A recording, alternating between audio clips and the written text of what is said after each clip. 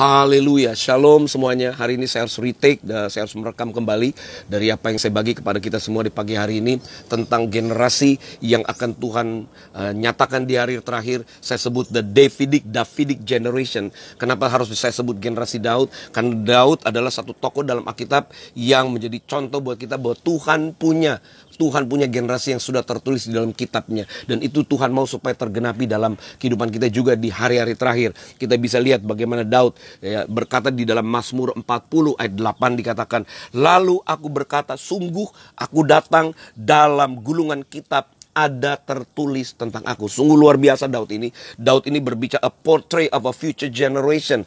Satu contoh generasi yang ada di hari terakhir. Yang Tuhan rindu punya statement yang sama seperti Daud. Apa yang tertulis tentang aku akan menggenapinya. Kenapa saya katakan generasi terakhir itu seperti Daud? Karena kalau kita lihat di dalam Wahyu pasal yang kelima.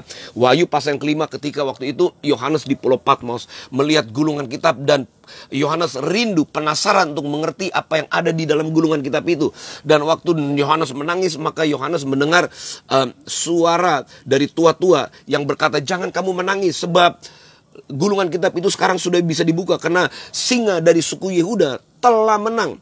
Dia berhak untuk membuka meterai dari gulungan kitab itu." Jadi Yohanes melihat gulungan kitab yang termeterai yang harus dibukakan, dan singa dari suku Yehuda keturunan Daud telah menang dan berhak membuka gulungan kitabnya. Dan Daud sudah pernah melihat itu. Daud melihat apa yang sudah tertulis tentang aku akan menggenapinya.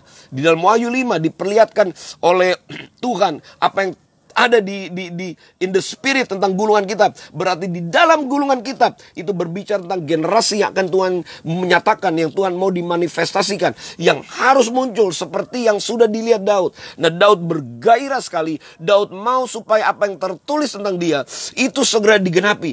Tuhan mau generasi ini muncul seperti Daud. Saya mau katakan, kenapa sampai Daud bisa mengerti dan memahami apa yang tertulis tentang dia itu ada dalam gulungan kitab? Karena cintanya kepada Tuhan itu yang membawa dia masuk ke arena pewahyuan. The love of David towards God. Cintanya Daud kepada Tuhan itulah yang menggiring dia. Itu yang membawa dia masuk ke arena pewahyuan. Dan Tuhan juga menunggu orang-orang yang memiliki cinta kepada Tuhan, yang karena cinta kepada Tuhan, maka Tuhan bawa orang-orang ini masuk kepada satu pengalaman revelation tentang apa yang Tuhan sudah siapkan, yang sudah tertulis tentang kita. Kalau Daud sebuah contoh bahwa Tuhan mampu membawa dia untuk melihat masa depannya lewat gulungan kitab, maka Tuhan pun sedang berbicara kepada kita bahwa kita adalah generasi yang sudah tertulis di dalam gulungan kitab, dan Tuhan mau supaya kita bisa melihatnya. Bagaimana? Kita harus punya cinta terlebih dahulu kepada Tuhan, karena the love, Tuhan sedang melihat cinta kita. Kalau ketika cinta kita semakin dalam seperti Daud, maka dia akan bawa kita untuk mengerti. Makanya ketika Paulus memimpin pergerakan ya, itu membawa pengenalan kepada Tuhan, Paulus berkata begini, "Aku sekarang mengerti apa yang tertulis, apa yang tersimpan selama berabad-abad." Dan akhirnya Paulus bisa menyingkapkan, ternyata di dalam Yesus itu misteri yang ada di dalam Yesus itu berbicara tentang generasi yang harus dimunculkan di hari-hari terakhir. Akhirnya Anda bisa melihat, kemarin kita sudah lihat bagaimana tertulis di dalam Kisah Rasul ya, dalam Kisah Rasul pasal yang keberapa kemarin kita lihat, Kisah Rasul pasal yang ke-13, akhirnya bisa dimunculkan lagi bagaimana ditulis lagi tentang Daud itu sendiri di dalam ayat 22. Kita sudah baca di hari-hari yang lalu, Kisah Rasul 13 ayat 22. "Setelah Saul disingkirkan, maka Tuhan mengangkat Daud menjadi raja mereka." Tentang Daud Tuhan bersaksi, "Aku telah mendapat Daud bin Isai, seorang yang berkenan di hatiku dan yang melakukan segala kehendakku." Kenapa sampai ditulis lagi oleh murid-murid Tuhan di Kisah Rasul pasal 13?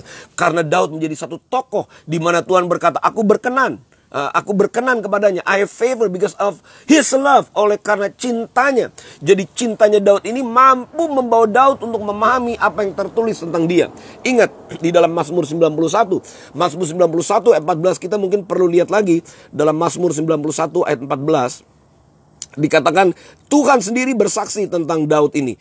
Tuhan bersaksi dan Tuhan berkata begini, "Sungguh hatinya melekat kepadaku, maka aku akan meluputkannya. Aku akan membentenginya sebab ia mengenal namaku." Di dalam bahasa Inggris kalau kita lihat di dalam Mazmur 91:14, bukan hanya dikatakan sungguh hatinya melekat, tapi Tuhan bisa melihat keputusan Daud Tuhan bisa melihat keputusan Daud, dikatakan dalam bahasa Inggris, because he has set his love upon me. He has set, karena kita bisa, we can set our love towards anything that we want. Misalnya contoh, I can set my love upon career. Aku bisa mengarahkan cintaku kepada karirku. I can set my love upon positions. Aku bisa mengarahkan cintaku, kerinduanku kepada posisi, kepada karir. Aku bisa mengarahkan hatiku kepada uang. I can set my heart, my love for money. I can set my love, my heart for anything I want. But David, he chose to set his love on God. Daud memutuskan untuk mengarahkan hatinya. Mengarahkan hatinya sama saja mengarahkan cintanya. Karena di dalam hati, cinta itu ada. Cinta itu ada di dalam hati. Cinta itu bersemi di dalam hati. Jadi waktu Tuhan bersaksi, he has set his love. Sama saja dengan kata-kata gini, he has set his heart upon me. Dia telah mengarahkan hatinya kepadaku. Dia telah mengarahkan cintanya kepadaku. Dan dengar baik ini, orang-orang yang mengarahkan cintanya kepada Tuhan, maka orang-orang itu akan dibawa masuk kepada understanding, kepada pengertian. Di dalam gulungan kitab ada tertulis tentang kita. Dan Tuhan mau, pertama-tama kita memang harus kuat cinta kita kepada Tuhan, supaya kita dibawa naik, masuk kepada pengertian, sehingga apa yang tertulis tentang kita itu dibukakan, dan akhirnya kita masuk, dan kita punya kegairahan untuk kita menempuhnya. Daud ini pribadi yang sangat luar biasa. Cintanya kepada Tuhan itu luar biasa. Sehingga Tuhan menyingkapkan kepada Daud apa yang menjadi hari-hari yang akan dilalui. Maka Daud punya keyakinan dalam perjalanan hidupnya. Di dalam ayat yang lain, Daud berkata begini, Mazmur 139 ayat 16. Matamu melihat selagi aku bakal anak, dan dalam kitabmu semuanya tertulis hari-hari yang akan dibentuk sebelum ada satupun daripadanya. Tuhan bisa menyingkapkan kepada Daud tentang bagaimana Tuhan menciptakan Daud. Bahkan ketika Daud belum jadi apa-apa, baru substance, dalam bahasa Inggris dikatakan baru substance, baru cikal bakal, Tuhan sudah menyingkapkan kepada Daud, Daud, ini cikal bakalmu.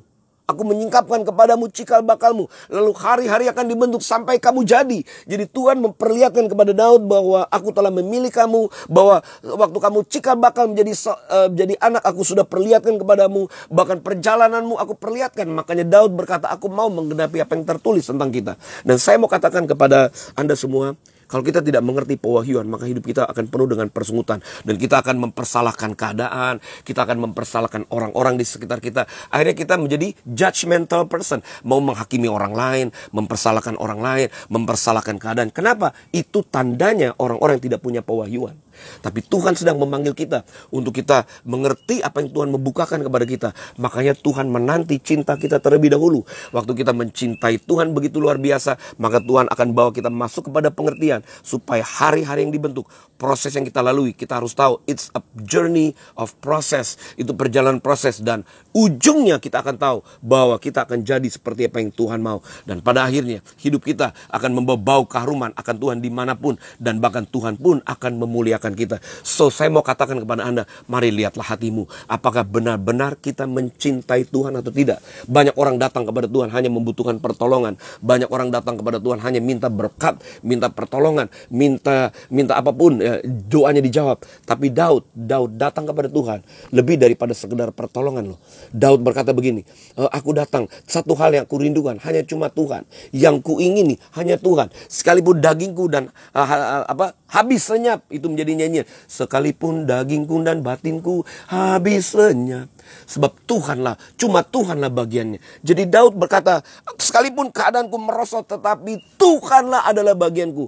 Berarti ketika Daud mengarahkan cintanya kepada Tuhan, pasti dong Tuhan menolong dia. Dan kita bisa lihat, Daud berkata, sampai masa tua, sampai di hari tua pun, Daud tetap dapat merasakan kasih setia Tuhan. Dan ini yang Tuhan mau dari kita sebagai generasi hari-hari terakhir. Generasi hari terakhir sebenarnya jauh lebih dahsyat daripada Daud. Tapi Tuhan pakai Daud sebagai contoh untuk melihat, untuk menantikan cinta kita kepada Tuhan. Apakah dalam seperti Daud? Ketika cinta kita dalam seperti Daud, maka Tuhan akan menyingkapkan pewahyuan. Mungkin kita bisa menerima firman yang sama. Anda bisa menerima kebenaran ini. Tetapi untuk memahaminya tergantung dari cintamu kepada Tuhan. Kita bisa mendapatkan ayat yang sama, kita bisa mendengarkan khotbah yang sama, tapi respon pasti berbeda. Firman yang sama kita dengar, tapi kalau kita tidak punya cinta kepada Tuhan, maka responnya biasa-biasa saja. Tapi ketika kita mendengar satu firman yang sama diberitakan kepada 100 orang, pasti akan ada perbedaan. Akan ada orang yang mendengar firman biasa-biasa saja, tapi akan ada orang yang mendengar firman dan berkata, "Yes Lord." Firman yang tajam, akan ada dua respon. Satu respon yang biasa-biasa saja atau tersinggung bahkan. Tapi satu lagi yang mendengar firman yang tajam sekalipun akan berkata begini, "Terima kasih Tuhan. Justru firman yang tajam itu justru sedang membangunkan aku, mengarahkan aku masuk kepada rancanganmu." Jadi saya mau katakan, Anda adalah golongan yang mana? Apakah Anda golongan orang yang punya cinta kepada Tuhan? Orang yang punya cinta kepada Tuhan, firman yang setajam apapun akan orang-orang Tuhan berkata, "I welcome Lord." Dan Tuhan merindukan generasi seperti Daud yang menerima firman, yang menerima pengarahan, yang menerima tuntunan Tuhan sekalipun tajam, membuka hatinya. Sebab di dalam firman yang tajam, di dalam firman yang keras, di dalamnya ada rancangan Tuhan yang dahsyat. Ingat gak Yeremia 29 ayat 11? Rancangan Tuhan bukan rancangan kecelakaan, bukan membinasakan, tapi justru untuk memberikan hari depan yang penuh dengan harapan. Daud telah melihat hal itu, makanya Daud bergairah untuk menempuhnya. Daud mengerti bahwa hari-hari yang dibentuk itu sudah ada di dalam perhatian Tuhan. Mata Tuhan melihat pembentukan hidupnya. Maka Daud berjalan di dalam kepastian. Tuhan menghendaki generasi seperti itu dimunculkan, yang berjalan dalam pengertian karena pewahyuan telah dibukakan. Karena cintanya kepada Tuhan. Tuhan menghendaki Anda. Tuhan sedang melihat hatimu. Tapi saya mau katakan, kuatkan dan teguhkanlah hatimu. Bukan kebetulan kalau Anda menyaksikan live streaming ini, karena roh Tuhan mendorong Anda untuk menyaksikan live streaming. Dan supaya Anda tahu bahwa Tuhan telah memanggil Anda. Tuhan punya rancangan yang dahsyat untuk kehidupan Anda. So sekali lagi saya mau katakan, be strong and take courage. Berjalan dalam kehendak Tuhan. Di bulan Agustus ini adalah special month for the Indonesians. Bulan Agustus adalah bulan yang khusus untuk bangsa Indonesia. Bulan kemerdekaan. Dan firman Tuhan berkata begini, kalau kita tahu kebenaran, maka kebenaran akan memerdekakan kamu. So when you know the truth shall make you free. Free of what? Merdeka dari apa? Merdeka dari ketidaktahuan tentunya. Bukan hanya merdeka dari dosa, merdeka dari ketidaktahuan. Ketidaktahuan dari apa yang Tuhan sediakan. Berarti ketika firman datang, kita tahu apa yang Tuhan sediakan, maka kita akan menempuhnya. Dan kita akan menempuhnya dengan sukacita. So this month is the month of freedom. I want to declare it with you. Decree, declare, proclaim it. Bahwa bulan ini, bulan kemerdekaan, bulan pemulihan, bulan dimerdekakan dari ketidaktahuan. Dan aku menerima pewahyuan tentang hidupku. Dan aku akan berjalan dalam kepastian. Sebab aku mencintai Tuhanku. Dan biarlah itu menjadi kerinduan, menjadi moto di dalam hidupmu. Bahwa aku mencintai Tuhan lebih dari segalanya. Maka Tuhan berikan pengertian dari apa yang Dia rancang itu harus terjadi. Biarlah bulan ini benar-benar menjadi bulan kemerdekaan buat engkau. Bulan pemulihan, bulan restorasi. Sebab kita sedang berjalan. Kita akan berjalan di dalam pengalaman yang semakin hari semakin dahsyat. So kuatkan dan teguhkanlah hatimu. Jangan mundur, jangan menoleh ke belakang, jangan kita tinggal diam, jangan tetap kita mengenakan baju tanda sign, baju budak. Jangan kita tetap mengenakan baju lama, tapi waktu kita menerima kebenaran, bukalah itu, tanggalkan jubah budak perbudakan itu. Mari masuk dalam pengalaman yang Tuhan sediakan. Dan jadilah generasi yang Tuhan rindukan seperti Daud. So God bless you all. I love you, I love you, I love you. Berjalan terus, dengarkan firman Tuhan. Sebab setiap hari kasih setia, Dia akan berjalan bersama kita. Sebab matanya melihat kita. Dan ketika kita menempuhnya setiap hari sesuai dengan apa yang tertulis tentang kita, maka kita akan mengalami penghiburan dan kekuatannya.